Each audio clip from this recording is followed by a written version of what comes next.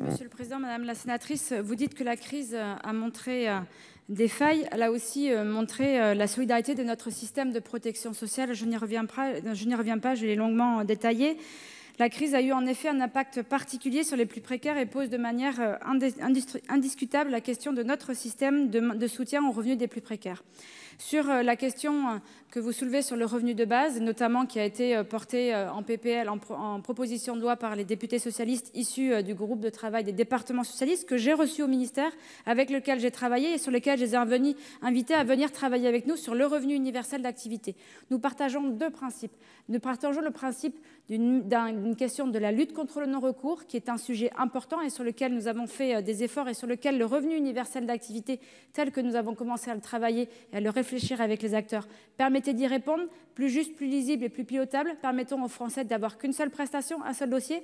Là-dessus, je partage vos propos. Sur la question des jeunes et la question du montant, je l'ai dit, nous devrons nous poser la question de la place de nos jeunes et des minima sociaux dans notre système de protection sociale. Je le dis clairement, je peux vous le redire, nous nous poserons la question. C'était engagé également dans le cadre du revenu universel d'activité. Là où je n'étais pas d'accord sur la PPL par rapport au revenu de base, c'est sur la question de l'inconditionnalité.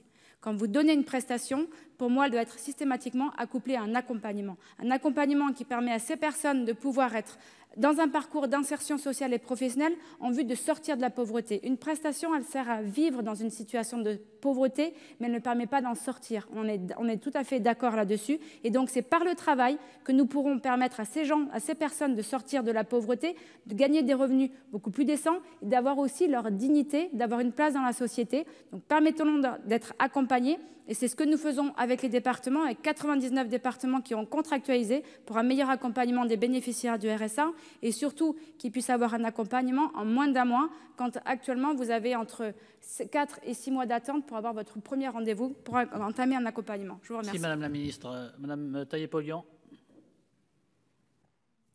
Merci Monsieur le Président. Madame la Ministre, l'inconditionnalité, c'est quelque chose d'extrêmement important parce qu'il faut arrêter avec cette situation où on met les gens en situation d'aller tous les 3 mois réclamer, remplir des dossiers. On est dans une situation où on met les personnes en difficulté, dans une situation perpétuelle de venir, se justifier au lieu d'être en positif sur le fait d'aller construire leur projet. Et le revenu de base inconditionnel, c'est aussi cette possibilité justement d'accéder enfin à la sérénité pour construire. Nous faisons confiance dans les gens et nous ne pensons pas qu'il faut leur mettre le couteau sous la gorge avec votre réforme de l'assurance chômage pour les remettre au travail. Ils ont envie d'un avenir, ils ont envie de leur construire et le revenu universel d'existence, c'est cela. Merci, chers collègues.